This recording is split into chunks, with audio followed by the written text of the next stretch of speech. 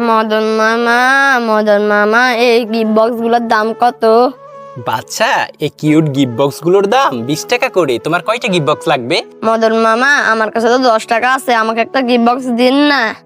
না বাচ্চা, এই গিফট বক্স তোমাকে 20 টাকায় দিতে হবে, আমি তোমাকে 10 টাকায় দিতে পারবো না।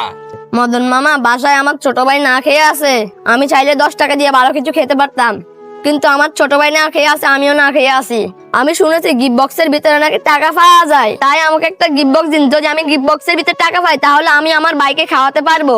আরে বাচ্চাটা এটা কি বললো? সে নিজে না খেয়ে তার ছোট ভাইয়ের খাওয়ার কথা চিন্তা করতেছে। একটা কাজ করি, বাচ্চাটাকে একটা গিফট বক্স দিয়ে দিই। এই নাও বাচ্চা, তুমি এখান থেকে একটা গিফট বক্স নাও। মদন মামা আমাকে গিফট বক্সটা দিন।